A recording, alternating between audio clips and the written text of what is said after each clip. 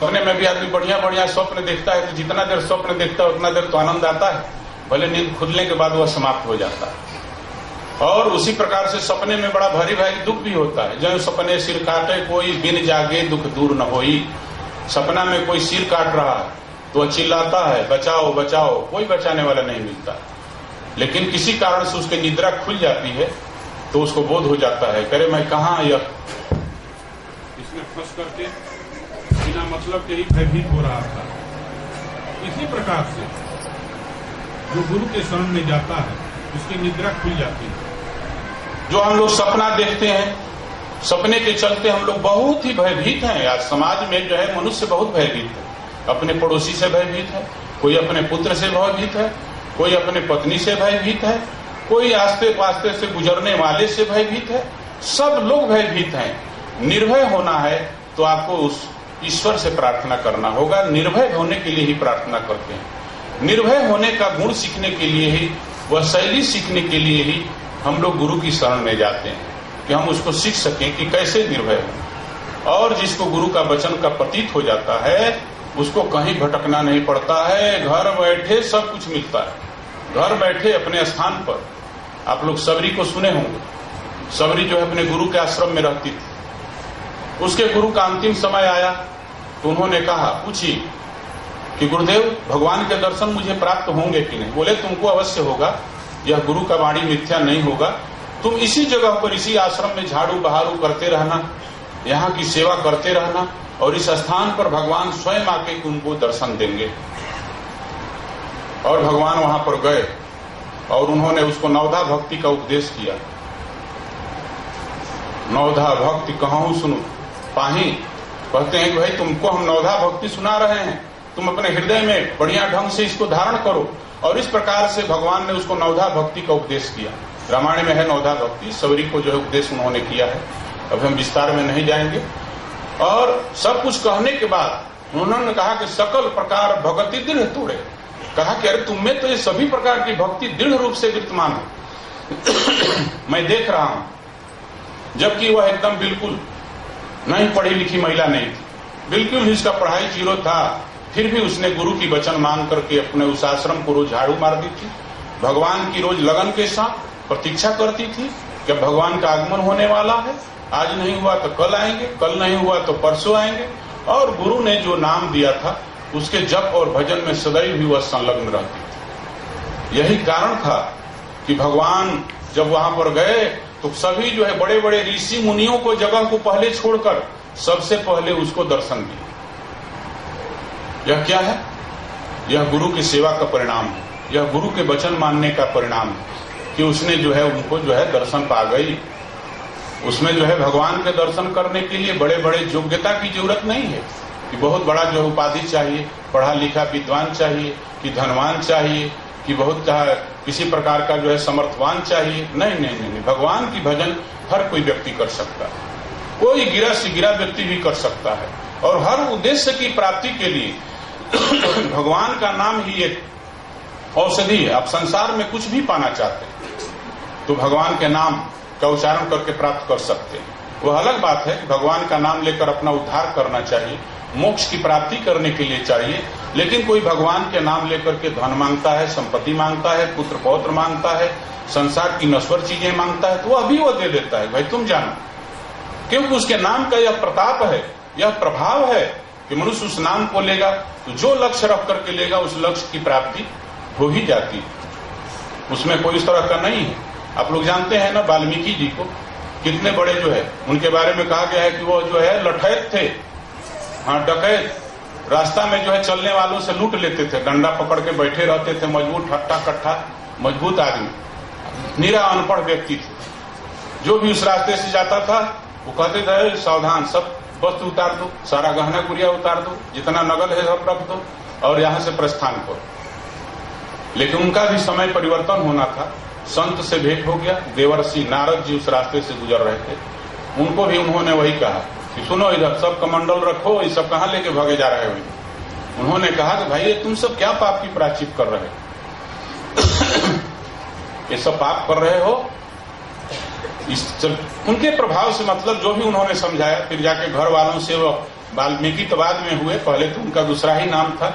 वह जाकर घर वालों से पूछे, उन लोगों ने कहा भैया तुम्हारे पाप में हम लोग जीवन नहीं है, तुम घर का मुखिया हो, तुम कहाँ से ईमानदारी से कमाई करके लाते हो कि बेईमानी से लाते हो, तुम्हारा कर्तव्य हो कि परिवार परिजन का तुम पालन करो।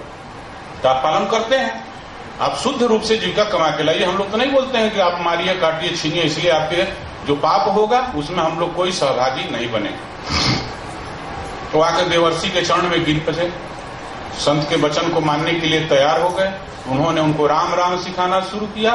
तो जो है 20 बरस से सबको मारते थे, तो राम राम कहे तो वो कहे मारा मारा कहते थे उल्टा। उसके बाद भी कहे कि तुमको राम कहने नहीं आएगा, चल जो आ रहा है वही कहो, तुम मरा मरा ही कहो। उल्टा नाम जपे जग जाना, वाल्मीकि भय ब्रह्म समाना। वह उल्टा नाम जपते जपते ही वह सीधा हो गया क्योंकि मरा मारा कहते भी रामा रामा आ जाता।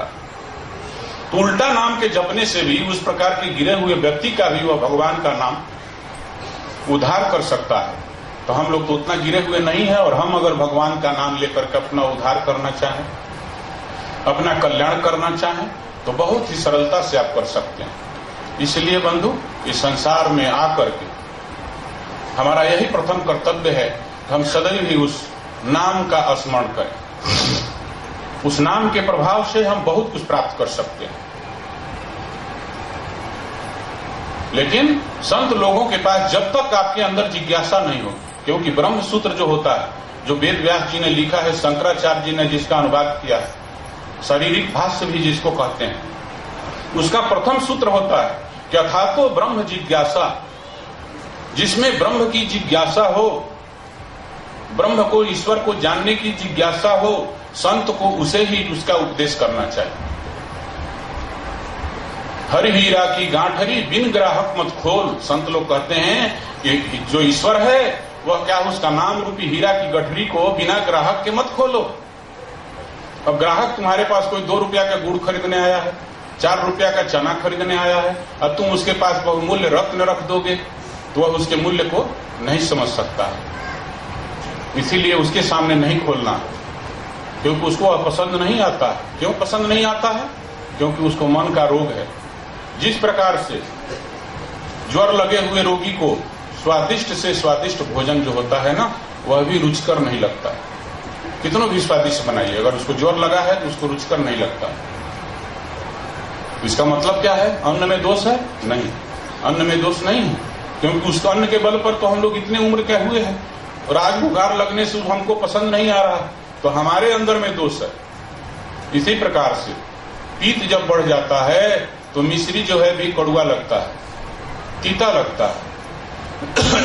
इसका मतलब यह नहीं है कि मिश्री जो है तीता, मिश्री तो मीठा होता है, बिल्कुल यह सत्य सिद्ध है। लेकिन फिर भी किसी को अगर तीता लग रहा है तो इसका मतलब है कि उसके पास बीमारी है। इसी प्रकार से भगवान का नाम भी कड़वा लगता है, लेकिन फिर भी पीत का रोगी अगर बार बार मिश्री को खाते ही जाए तो आयुर्वेद कहता है कि उसका पीत जो है का शमन हो जाता है। वह पीत को शांत करने का सबसे बढ़िया औषधि होता है।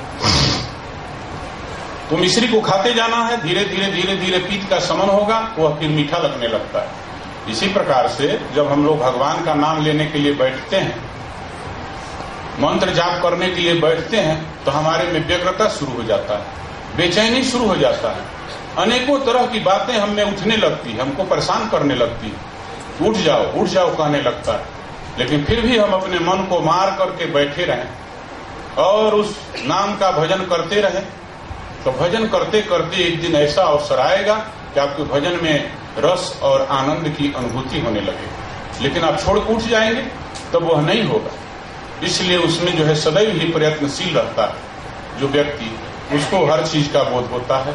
और वैसा व्यक्ति क्या होता है, गुरु जो है, संत जो है, क्या कहता है कि समता में जाओ, समत्वम योग उच्चते। किसी भी योग का जो है लक्ष्य क्या होता है, समता में पहुंचाना। समता क्या होता है? समता होता है कि जिसको आदमी को जो है किसी भी प्रकार का जो है दुविधा का बोध नहीं होता है, वह दुविधा से बाहर हो जाता है। जैसे गीता में कहा गया है कि दुख सुखे समय कृत्वा लाभा लाभौ जया जयौ। दुख में, सुख में, लाभ में, हानि में, जय में, पराजय में, निंदा में, स्तुति में, जीवन में, मरण में, जिसको किसी भी प्रकार का अंदर में जो है गलत भाव उत्पन्न नहीं होता है, जो दोनों से ऊपर उठ जाता है, दुखी नहीं होता है कि कोई हमारी प्रशंसा कर दिया तो हम बहुत खुश हो गए, कोई हमारी निंदा कर दिया तो हम दुखी हो गए। यह नहीं है समता। समता यह है कि दुविधा से ऊपर उठ जाना, दोनों से जो ऊपर उठ जाता है वह जो है उसको जो है कहा जाता है कि वह नित्य सन्यासी है, वह संसार में कर्म जोगी है, वह समता में स्थित होता है। भगवान जो है अर्जुन को उपदेश करते हैं, ततो युद्धाय युजस्व नैवम पापम वाप्यसिषि। मतलब है कि तुम युद्ध भी कर रहे हो, किसी को मार रहे हो, तो तुम्हारे ऊपर कोई पाप नहीं लगेगा। क्यों? क्योंकि तुम्हारा कोई किसी से कोई शत्रु नहीं है। तुम तो समता के योग में स्थित पहले हो जाओ। इसीलिए पहले अर्जुन को योग सिखाते हैं कि तुम समता में स्थित हो, कोई तुम्हारा मित्र है न कोई तुम्हारा इसमें शत्रु है, न तुम धन के लिए इनको मार रहे हो, युद्ध कर रहे हो, न मान और प्रतिष्ठा के लिए युद्ध कर रहे हो। युद्ध किसके लिए कर रहे हो भाई? इसलिए कि समाज के जो अत्यताई लोग हैं, जो समाज को जो है गंदा करने वाले लोग हैं, विकृत करने वाले लोग हैं, जो लोगों को जो है अच्छे लोगों को परेशान करने वाले जो लोग हैं, ऐसे लोगों को वध करके जो है इस संसार में शांति की प्रतिष्ठा करने में तुम जो है मदद कर रहे हो निष्काम भाव से। इसलिए जो है तुम्हारे ऊपर इसका कोई दोष नहीं लगेगा। तो समता में जो व्यक्ति स्थित हो जाता है, दुविधा उसका मिट जाता है। दुविधा क्या है? प्रकृति है। और दुविधा से ऊपर उठना क्या है? परमात्मा है। तो दुविधा में कौन? दुविधा से हम कब उठ सकते हैं? जब हम कुछ भी अपने लिए कर्म नहीं करेंगे। जो अपने लिए कर्म करता है वह क्या होता है? वह कर्म के बंधन में बंधता है, वह आसक्ति में फंसता है। लेकिन जो अपने लिए कर्म नहीं करके निष्काम कर्म करता है, समाज के लिए कर्म करता है, देश के लिए कर्म करता है, ऐसा व्यक्ति कर्म के बंधन में नहीं बनता है और वह जो है सदैव ही मुक्त होता है। क्योंकि उसका कोई अपना उद्देश्य नहीं है। संसार में तो बहुत पाप पुण्य है, लेकिन जो कर्म नहीं करता अपने लिए उसको कोई पाप और पुण्य प्रभावित नहीं करता है।